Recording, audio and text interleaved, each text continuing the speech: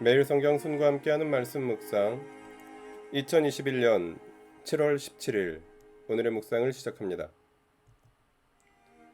본문은 이사야 43장 1절부터 13절입니다.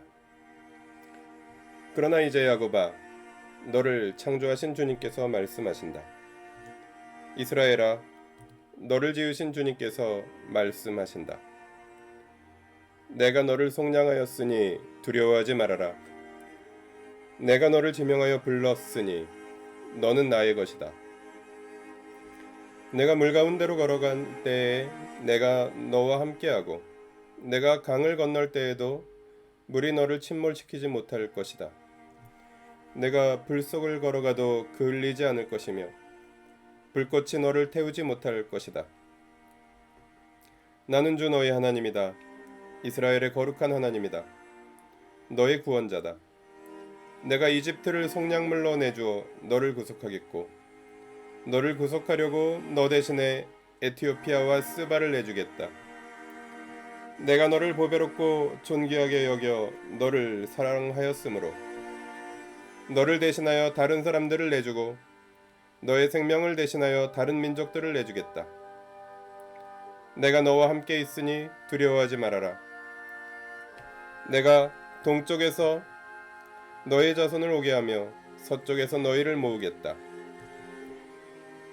북쪽에다가 이르기를 그들을 놓아 보내어라 하고 남쪽에다가도 그들을 붙들어 두지 말아라. 나의 아들들을 먼 곳에서부터 오게 하고 나의 딸들을 땅 끝에서부터 오게 하여라. 나의 이름을 부르는 나의 백성, 나에게 영광을 돌리라고 창조한 사람들, 내가 빚어 만든 사람들을 모두 오게 하여라 하고 말하겠다. 백성을 법정으로 데리고 나오너라. 눈이 있어도 눈이 먼 자요, 귀가 있어도 귀가 먹은 자다. 모든 열방과 문민족도 함께 재판정으로 나오너라. 그들의 신들 가운데서 어느 신이 미래를 예고할 수 있느냐? 그들 가운데서 누가 이제 곧 일어날 일을 예고할 수 있느냐?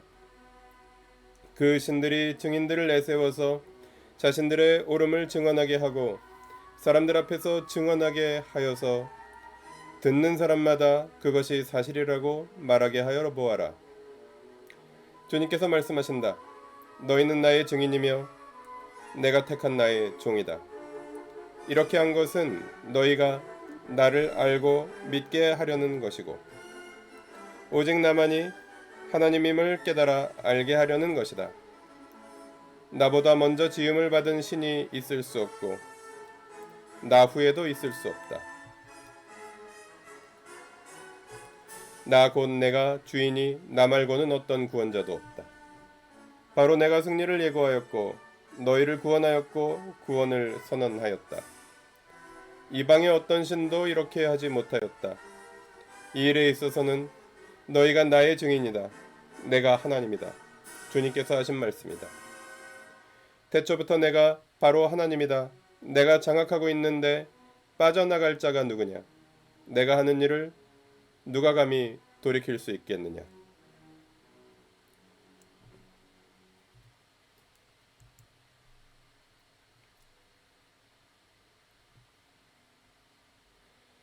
(1절부터) (7절은) 하나님이 극진히 사랑하셔서 구원하실 것이니 이스라엘은 두려워하지 말아야 한다고 말합니다. (8절부터) (13절은) 온 세상 만민 앞에서 이스라엘은 하나님이 유일한 구원자이심을 증언해야 한다고 말합니다. 하나님은 이스라엘에 대한 구원 계획을 진전시키십니다. 바빌로니아의 포로로 잡혀간 자들에게 하나님의 창조와 출애굽 역사를 상기시키시며 지금의 너희도 바로 그 하나님인 내가 구원해 줄 테니 두려워 말라고 반복해서 말씀하십니다. 3절은 고레스가 이집트를 정복한 것을 예시하며 하나님께서 고레스를 통해 이스라엘을 해방시키신 사건의 역사적 의미를 강조합니다. 이집트, 에티오피아, 스바까지 아끼지 않을 정도로 나는 너희를 사랑한다는 하나님의 뜨거운 고백입니다. 그들은 바로 어제 본문에서 말씀하신 눈멀고 귀먼 이스라엘입니다. 그래서 하나님은 동서남북에서 이스라엘을 부르시고 그들을 통하여 영광을 받으시겠다 약속하십니다. 눈 멀고 귀 먼 비참하고 초라한 백성임에도 불구하고 그 위대한 구원을 받은 이스라엘은 온 세상 모든 민족 앞에서 하나님의 증인으로 당당히 서게 됩니다. 하나님은 온 세상의 유일한 창조주이시며 이스라엘의 유일한 구원자이십니다. 뭇 민족 그 어떤 존재도 이 진리를 부정할 수 없고 하나님 앞에 감히 나설 수 없습니다. 본문을 통해 무엇을 깨달을 수 있을까요? 하나님의 구원을 받은 백성은 구원받은 삶으로 하나님께 영광을 드리고 하나님을 증언합니다. 우리 하나님의 위대하심은 이스라엘이라는 낮고 약한 자들을 선택하시어 그들이 아무 자격 없음에도 하나님의 백성 삼아주신 위대한 이야기가 증언합니다. 하나님 나라 백성된 이들은 누구나 언제나 그러합니다. 하나님은 구원받을 만한 사람들을 구원하시고 선택받을 만한 사람들을 선택하지 않으시고 그 반대의 사람들에게 구원의 은혜를 베푸셨습니다. 그래서 우리 하나님의 구원은 더욱 장엄하고 위대하게 빛나는 사건입니다. 모든 그리스도인은 아무 자격 없는 죄인임에도 불구하고 하나님의 은혜로 하나님의 자녀가 되었습니다.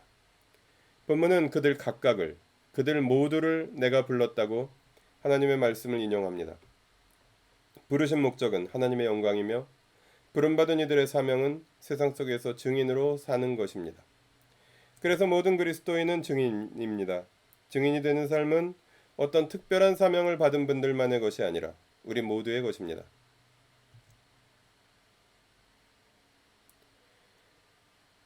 본문은 어떻게 삶에 적용할까요? 하나님은 증인의 삶으로 드리는 예배로 우리를 부르십니다. 받은 사랑과 은혜가 너무 거대하여 도저히 갚을 수 없지만 그 사랑과 은혜는 세상 속에서 증인으로 살게 하는 원동력이 되기에 충분합니다.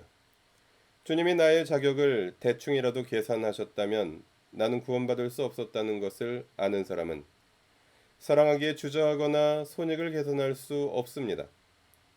세상 대부분의 사람들이 그러고 살듯이 손익 계산에 충실한 삶이 아니라 자격 없는 사람에게 주신 사랑으로 아낌없이 사랑하는데 그리스도인 단 한 사람도 예외가 없다고 본문을 통해 주님은 말씀하십니다.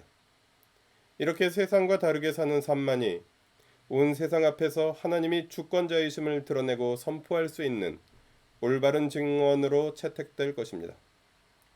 어떻게 그런 삶과 사랑이 가능할까요? 그러나 두려워 말라고 주님은 말씀하십니다. 내가 너와 함께 하겠다고 말입니다. 기도하시겠습니다. 믿음의 조상들과 선배들을 선택하시어 그들을 부르시고 구원하신 하나님, 선배들이 삶으로 걸어간 증인의 길을 따라 저도 그 길을 가게 하여 주시고 아직도 주저하고 계산하고 두려워하는 저희를 불쌍히 여겨 주시어 저희와 함께 걸어가 주십시오. 우리 주 예수 그리스도의 이름으로 기도합니다. 아멘. 매일 성경 순과 함께하는 말씀 묵상, 오늘의 묵상을 마칩니다. 말씀이 함께하는 하루 보내십시오. 고맙습니다.